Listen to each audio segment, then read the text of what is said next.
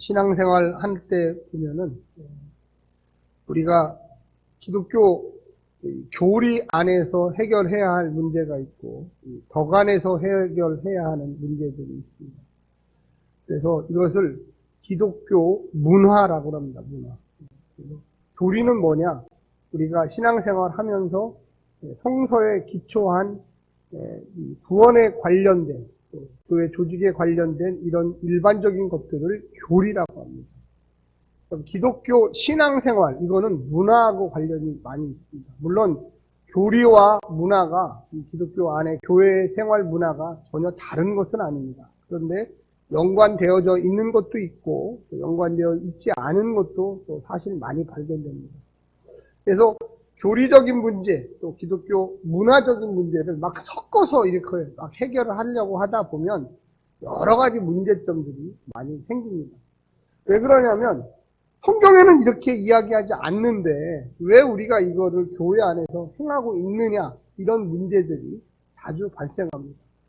사도 바울이 무려 신약 성서에 13개 서신서를 썼다고 그러고요. 많은 학자들은 진짜로 바울이 썼다고 생각하는 건 한 7개 정도 됩니다. 그리고 나머지 6개 정도는 바울의 제자들, 또 바울이 가르쳤던 교회들이 바울의 이름을 빌려서 바울 선생님이 쓰셨다고 믿고 있는 것입니다. 그래서 하여간 크게 보면 신약성경 27권 중에 무려 13권을 바울이나 또 바울의 영향을 받은 제자들이나 또 교회들이 썼다고 생각을 하고 있습니다.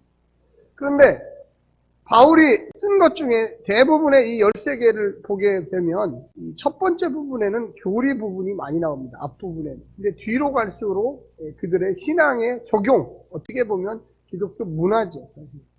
지중해 연안이라고 하는 이 거대한 이 로마 제국 안에 여러 곳에 바울이 교회를 세웠고 또 바울의 직계 제자들이 또 전도를 해서 교회를 많이 세웠습니다.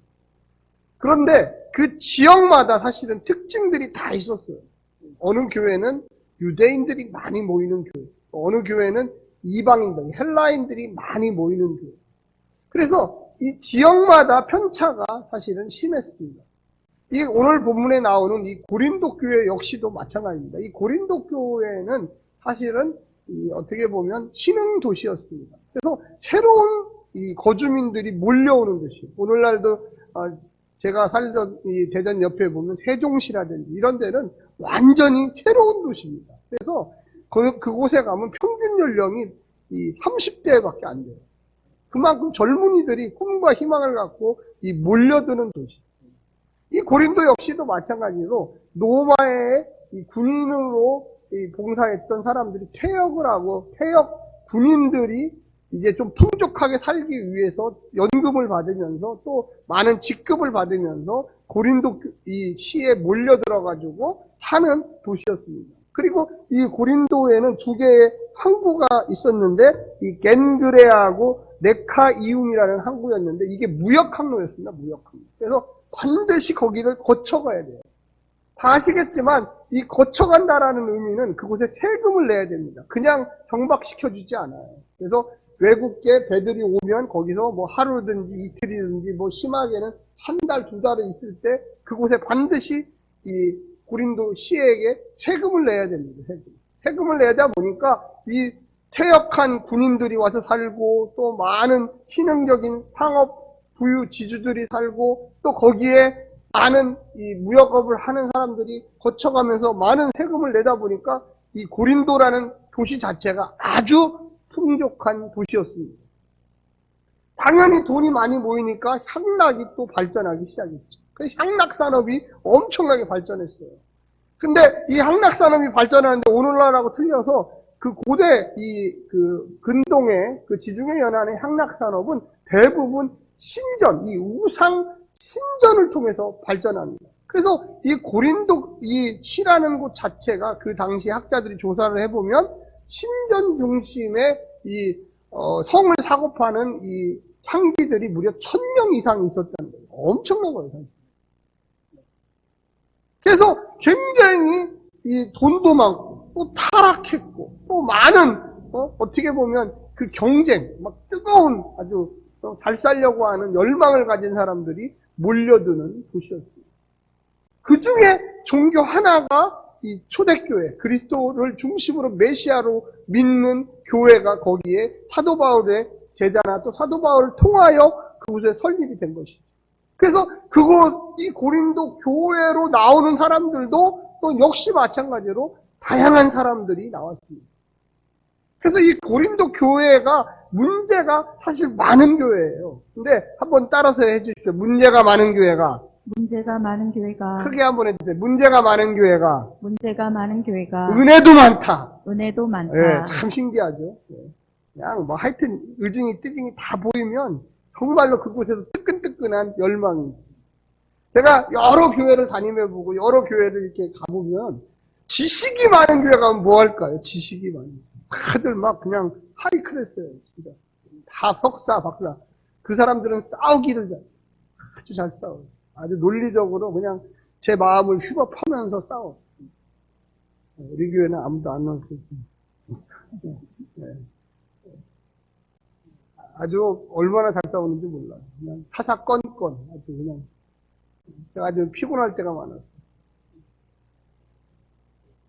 좀 못 배우고 좀 낮지만 이해하고 용서하고 뭐 이러면서 막 싸우는데 또 그 안에 보면 은혜가 있어요. 각양각색의 하여튼 교회라는 곳은 하나님의 은혜를 경험한 변하지 않는 다양한 사람들이 보여요. 물론 하나님 안에서 완전히 변한 사람도 있지만 아직 덜 변한 사람들도 많아요. 아직 무언가 변하려고 노력하는 사람들도 많아요. 또 변화가 막 시작돼서 중간에 와 있는 분들도 많아요. 근데 하나님이 주신 본성 안에서 충실하신 분도 많아요. 우리는요, 저를 비롯해서 우리 행복한 게 모든 성도들도 성화되어 가는 과정 중에 있는 사람입니다. 아멘. 네, 완벽한 사람이 아니에요. 사기치는 사람도 있고요. 말을 함부로 하는 사람도 있고요. 또 막 배운 티를 내는 사람도 있고, 있는 거 뭐 티를 내는 사람도 있어요. 다 우리가 사랑으로 감싸줘요. 문제는 뭐냐? 교리가 아니라 사실은 기독교 생활 양식 문화였어요. 다양하니까. 워낙 여러 사람들이 모이다 보니까 그 안에서 자기 나름대로 열심히 예수님을 믿는데 그것이 상대방한테는 불편한 모습으로 나타낼 때가 있다라는 거예요. 저는 어릴 때 있잖아요. 제가 그냥 어릴 때 대학교 입학하기 전까지 저희 집 바로 다마나 사이가 큰 절이었어요. 큰 절. 도시에서 그 당시에는 현대적으로 콘크리트로 막 엄청나게 이쁘게 잘 쳐놓은 절이었습니다. 바로 이 다마나 사이로, 다마나.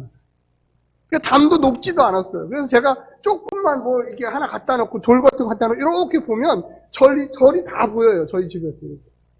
그러면 거기에서 이 주파일이 되면 막 사람들이 막 이렇게 포장도 치고 막 해놓고 막 거기서 불도 떼고 막 네. 제가 이렇게 쳐다보고 있으면은 거기 있는 중아들이 저한테 야 일로 놀러와 여기서 뭐해 일로 넘어와 거기 넘어오기 쉽잖아 나 못 넘어가 교회 다녀 그래 그럼 걔가 막 떡을 가지고 막 와요 그래가지고 야 떡이라도 먹어 이렇게 그럼 제가 떡을 딱 받아서 저희 주변에 갖고 오면 야 저에서 떡을 갖고 오면 어떻게 해 내가 그때 하는 얘기였죠. 우리도 크리스마스 때 떡 좀 해갖고 주면 되지. 팥떡, 팥. 막 팥이 이렇게 해서 이 떡이 커요. 막 요즘에는 조그만하게 하지만 옛날에는 큰 쟁반 같은 데도 이따만하게 해가지고. 또 김이 무럭무럭 나서 막 잘라가지고 예수님의 이름으로 기도합니다 하고 막 네. 그래서 제가 진짜로 크리스마스 때는 또 질 수 없잖아요. 제가 뭐 떡을 준 건 아니지만 선물을 조그만하게 만들어서 그 스님 아들에게 가서 주고 이거 크리스마스인데 네가 지난번에 초파할 때 떡 줬잖아. 그래서 내가 선물이다야. 그래가지고 하나 받아라. 지금은 카드를 안 만들지만 그때는 전날 밤에 한 일주일 전에 성도들끼리 모여서 교회에서 크리스마스 이 물감으로 카드를 만들었어요. 따서 누구누구야 이렇게 넣어서 거기다 또 걔한테 주고 이랬습니다. 우리가 이 본문에 나오는 이야기가 사실은 이런 이야기예요. 그 당대에 이 고린도 교회가 있었던 주 1세기 시절에는 교회는 작았어요. 그리고 대부분 이 고린도 시나 헬라 도시에는 우상을 섬기는 신전들이 많았죠. 그런데 그 당시의 사회 시스템은 어떻게 되어 있었냐면 고기가 흔하지를 않았잖아요. 그래서 고기, 소나 돼지를 잡으면 제일 먼저 어디로 가냐면 이 이방 우상 신전에게 가요. 그래서 거기서 예배를 먼저 한번 드려요. 그래서 그거를 다시 상인들이 사요. 그걸 돈 주고서 상인들이 사가지고 그거를 시장에 갖고 와서 거기서 잘라가지고 오늘날의 정육점처럼 팝니다. 그럼 그거를 이방인 그리스도인들, 헬라인 그리스도인들이 그 고기를 사다가 집에서 요리를 해서 먹게 되죠. 그런데 교회를 다니게 되니까 교회에 가보니까 우상 숭배하지 말라는 얘기를 많이 합니다. 이거는 맞는 얘기죠. 이건 교리예요, 교리. 하나님 외에 다른 신은 없다. 거기에 절하면 안 된다. 할렐루야? 맞죠? 틀린 얘기가 아니에요. 그런데 우상에게 고기를 잡아서 먼저 제사를 드리고 그 제사 한 것을 가져다가 상인들이 사가지고 파는 것을 그리스도인 이방인, 이 헬라 그리스도인 이방인들이 초대교회 다니는 성도들이 그걸 사먹으면서 가책이 들기 시작하는 거예요. 여기서부터 문화가 발생합니다. 오늘 본문에도 나와 있지만 야, 이 세상 모든 만물, 소, 돼지, 닭 이런 거 다 누가 만들었느냐? 거기에다가 바치면 그것이 소가 아니고 돼지가 아니고 그것이 딴 것이 되느냐? 그 당시에 관례죠. 그 당시에 모든 사람들이 거기에서 나오는 고기를 먹을 수밖에 없는 거예요. 그래서 이 사도 바울이 이렇게 해라 저렇게 해라 이렇게 얘기하지 않는 거예요. 사실 이 본문에서는. 뭐냐면 믿음이 있는 사람들은 뭐냐면 지식이 있는 사람들이에요. 야, 그게 그냥 고기지. 그게 무슨 우상에게 들렸다고. 우리는 정당한 돈을 내고 그것을 사다가 먹는 건데 그게 우상에게 바쳐줬다는 그런 개념이 아니다. 그거는 사회 제도가 그렇게 되어 있는 거다. 아멘? 그러니까 그게 뭐가 그렇게 중요하냐. 그 소나 닭이나 돼지도 하나님께서 만드신 거다. 할렐루야. 그럼 좀 먹으면은 그게 그렇게 문제냐? 근데 믿음이 약한 사람, 여기 보면 믿음이 약한 사람들이 나와요. 아니, 저게 우상제물인데 우상에게 갖다가 바쳤다고 막 절하고 막 거기에다가 신이시여 받으십시오 하고서 했던 건데 그거를 우리가 사다가 그리스도인들이 먹는 모습을 보면 믿음이 없는 자들이 아이고 이거 큰일 났다. 우상제물을 먹는다. 여러분은 어떻게 생각하십니까? 이 두 가지 길이 나타납니다. 그래서 사도 바울이 권면을 하는 겁니다. 명령하고 달라요, 권면은. 권면은 뭐냐? 야, 너희 지식이 있는, 믿음이 있는 사람들아, 고기 먹는 걸 절제하면 안 되겠느냐. 왜 그렇느냐? 믿음이 약한 사람들이 너희가 우상에게 드려진 재물을 먹는 것을 보고 시험이 들까 걱정이 됩니다. 그리고 제일 마지막 13절에 보면 뭐라고 나와 있냐면 그럴 바에야 나는 아예 고기를 안 먹겠다. 어떤 고기든지 다 우상에게 드려진 건데 그것을 내가 먹는 모습을 믿음이 약한 자들이 봤을 때 시험에 든다면 기독교 신앙이 무너져 내린다면 나는 아예 고기를 안 먹겠노라 이렇게 권면을 하는 겁니다. 그러니까 권면하고 명령하고 다른 거예요.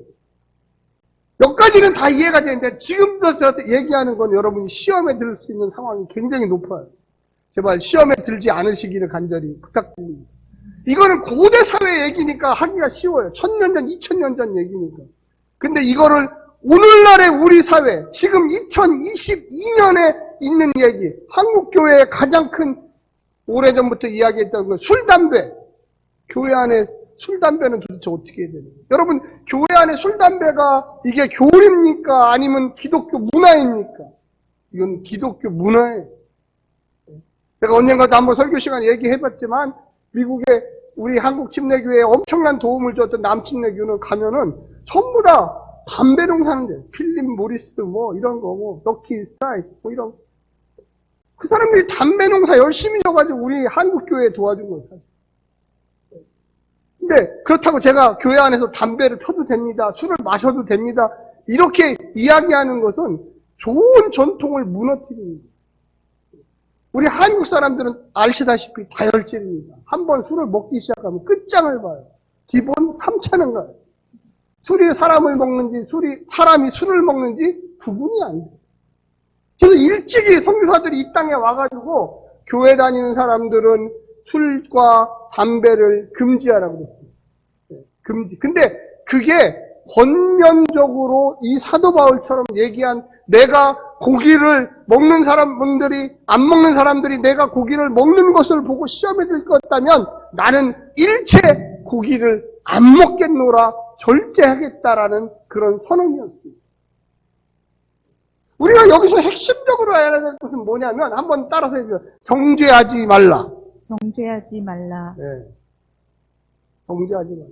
믿음이 없는 사람, 여기서 바꿔서 얘기합니다. 오늘날의 우리 문화 속에는, 기독교 문화 속에는 믿음이 없는 사람은 술, 담배를 할 수도 있어요. 그거를 그 사람, 야, 저 사람 믿음이 없어서 저렇대. 이렇게 하시면 안 돼요. 그도 성령에 충만해지고 기독교 문화에 익숙하게 되면 너무나 자동적으로 술, 담배를 끊게 되어 있습니다. 아멘? 제가 어릴 때만 해도 여자분들이 술, 담배 하시는 분이 별로 없었어요. 그런데 요즘에는 길거리 걸어가다 보면 많은 시험에 들어요. 저분들은 어떤 마음으로 저렇게 열심히 여자분들이 길거리에서 술과 담배를 그렇게 열심히 하시나. 문화가 바뀐 거예요, 문화가. 그건 절대적인 진리가 아니에요. 우리의 마음속에 누구를 정죄하는 그 마음이, 정죄라고 하는 것은 죄를 졌을 때 하는 건데, 죄가 아닌데도 우리는 기독교 문화를 들어서 그 사람을 정죄를 합니다. 여러분, 한 단계 더 나아가서 오늘날 우리 한국 사회의 동성애 문제가 엄청나게 심각해요. 근데 심각하다는 게 여러분 주변에 동성애자를 한 명이라도 만나보신 분이 있으세요? 아, 이분이 분명히 동성애자 같아. 이 사람 남자인데 여자 같아. 이 사람 여자인데 여자를 좋아해. 한 명이라도 의심은 되지만 진짜로 나 동성애자야. 이런 사람을 만나보신 적이 있냐고요. 뭐 있을 수도 있겠지만 우리는 대부분 없어요. 제가 분명히 말씀드립니다. 의심은 되는데 아니야. 그럴 수도 있겠지. 근데 우리 한국 기독교가 이 동성애에 대해서 엄청나게 아주 예민합니다. 예민해요. 그 정죄를 해요. 아니 못 오게. 과연 이것이 옳을까? 지금 차별금지법에 대해서 엄청나게 지금 얘기를 합니다. 그 차별금지법 통과되면 금방 한국 교회가 다 동성애자로 넘쳐날 것 같아요. 절대 그럴 리가 없어요. 우리가 이 과거의 미국 사회를 보게 되면 그 흑인 노예들이 많았습니다. 여러 가지 사회 시스템상 노예들이 필요했어요. 그런데 점점 사회가 이 현대 쪽 오면 올수록 노예 제도 자체가 필요 없다라는 것을 북부 쪽에서 느끼면서 노예들을 해방시키기 시작했어요. 그런데 그 이후에도 100년이라는 시간이 흘렀어요, 사실. 노예 문제를 따로. 지난 미국의 사회를 보면 50년 동안 동성애 논쟁을 했습니다. 미국 사회는. 그래서 거의 이제 미국 사회 내에서 교회나 교회 바깥에나 동성애 문제는 끝났어요. 더 이상 이제 논란거리가 안 돼요. 더 극렬하게 반대했습니다. 우리 한국 사회보다, 한국 교회보다. 인정하기 시작했어요. 아, 그런 사람들도 있구나. 그걸 어떻게 하냐? 우리 교회의 입장은 뭐냐면, 지금 미국 교회의 입장은 어느 교단이, 우리 남침례교도 마찬가지예요. 그들을 인정하고, 사랑하고, 정죄하지 말자. 그거는 하나님이 하실 일이다. 할렐루야? 우리 한국 교회는 이제 시작됐어요. 이제 시작돼서 앞으로 한 50년 가야죠. 참 난감해. 저한테 물어보는 사람도 많아요. 목사님, 어떻게 해야 됩니까? 이제 그냥 놔두면 돼, 놔두면. 우리가 그 문제를 가지고 뭐라고 할 수가 없어. 그거는 기독교 문화와 관련된 문제지. 그거를 우리가 너는 지옥 갈 거다. 이렇게 할 필요가 없어요. 근데 우리는 지금 처음 이제 시작되니까 놀래죠, 놀래. 아니, 동성애자들이 있대. 놀래지 마십시오. 놀래지 마십시오. 우리가 예수 사랑으로 그분들을 사랑해야 될 의무가 있는 거지, 그들을 정죄해야 될 의무가 있는 거예요. 너 우리 교회에서 나가. 너 우리 교회 오지 마. 이럴 책임과 우리가 권한도 없어요. 설사 우리 주변에 그런 사람들이 생겨도 그들의 손을 잡고 우리 행복한 교회로 나와. 우리 조성배 목사님은 넓은 사람이야. 예수님의 사랑을 가진 사람이야. 할렐루야. 절대 우리 교회 오지 마. 옆 교회로 가. 이러면 안 돼. 우리가 기독교 문화하고 기독교 교리를 막 섞어가지고 생각하는 게 굉장히 많다는 거예요. 술과 담배 못지않게 중독되는 것이 얼마나 많습니까? 도박 중독, 또 우리가 초콜릿이나 이런 거에 중독, 이 중독이 엄청나게 많아요. 근데 그런 거는 하나도 문제 삼지 않으면서 왜 그렇게 술과 담배만 그거 하면은 꼭 지옥 갈 것처럼 얘기하는지 모르겠습니다. 지옥이 술, 담배 때문에 갑니까? 우리의 음란과 거짓말과 악함과 폭행과 살인과 이런 것 때문에 가는 거죠. 우리가 진실로 하나님을 사랑하고 하나님의 말씀대로 살려고 점점 노력하다 보면 어느 순간에 그런 세상의 것들이 점점 몸에서 빠져나간다는 것을 여러분이 기억하시길 간절히 부탁합니다. 아멘. 우리 성도들의 입장에 뭐냐면 옆에 분한테 한번 보십시오. 나는 당신을 정죄하지 않습니다. 정죄하지 않습니다. 오직 예수님의 사랑으로 이해합니다. 네. 우리가 잘 생각해야 돼. 우리가 뭘 그렇게 잘나서 남을 비판하고 남에 대해서 헐뜯을 수가 있겠어요. 여기 본문에 나와 있는 이 내용이 사실 그런 거예요. 믿음이 없는 자들아, 고기를 먹는 사람들도 비판하지 마라. 그렇다고 고기를 잘 먹는 믿음이 있는 사람들아, 너희들이 믿음이 있다고 해서 나는 우상에게 제물 드린 거 잘 먹을 수 있다, 자랑하지 말아라. 혹시라도 믿음이 없는 사람들이 너희들을 보고서 실망해서 교회를 빠져나가고 하면 어떻게 되겠는가? 여러분, 우리가 싸울 일이 따로 있지 아무거나 갖고 막 부딪혀서 싸우면 안 돼요. 나설 일이 따로 있어요. 알지도 못하면서 나서갖고 내가 뭐 이거 아니면 안 된다. 그거는 세상 일이에요, 세상 일. 우리가 교회 안에서 해야 할 일은 어떻게 하면 더 사랑하고 용서하고 그를 마주잡고 정말로 우리가 예수님처럼 바울처럼 베드로처럼 인격적인 변화를 겪을 수 있느냐, 이걸 고민해야 돼요. 할렐루야. 나는 너보다 조금 잘났으니까 너는 내 밑에야, 이런 거 하면 안 돼요. 과연 우리가 예수 십자가의 은혜 외에 뭘 잘난 게 있습니까? 우리의 삶은 내가 교회를 30년 다녔던 50년 다녔던 이게 무슨 직분을 갖고 있던, 사실은 그거는 하나도 중요하지 않아요. 우리가 예수님 없으면 그 도대체 무슨 의미가 있어요? 예수님 때문에 이 자리에 와 있고, 예수님 때문에 우리가 용서할 수 있고, 예수님 때문에 용서를 받았고, 뭘 내세울 게 없어요. 저도 내세울 게 하나도 없어요. 우리의 삶 속에 과연 정말로 사랑하는 거 외에 뭘 내세울 게 있겠습니까? 오늘날 우리 한국교회가 너무 교만하고, 여기 오늘 본문에 나온 그 핵심 메시지가 바로 그겁니다. 지식은 교만을 만들고, 사랑은 뭐를 세운다고요? 덕을 세운다. 사랑이라는 게 뭡니까? 용서고 포용입니다. 할렐루야. 이해해. 그렇다고 해서 죄를 막 지라고 권면하는 게 아니에요. 죄를 정죄해야죠. 그런데 먼저 우리가 해야 할 것은 사랑입니다. 그리고 하나님이 그 죄진 사람을 정죄하시고, 그것이 반드시 문제가 있다면 드러나게 돼 있어요.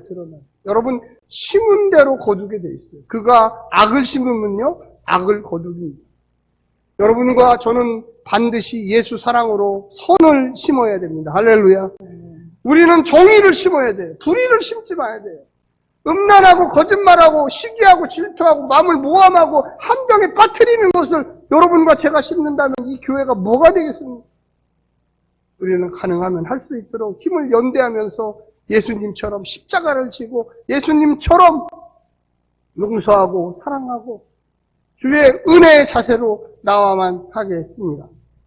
사랑하는 성도 여러분, 우리 같이 한번 읽고 마칠까요? 자, 거기 보시면 1절입니다. 시작! 우상 제물에 대하여는 우리가 다 지식이 있는 줄을 아나 지식은 교만하게 하며 사랑은 덕을 세우나니. 우리가 무엇을 안다고 남을 지적하면서 네가 뭐 이렇게 잘났냐 이렇게 하는 게 아니지. 내가 알지라도 참고 인내하며 용서하며 그래 좀 기다려보자.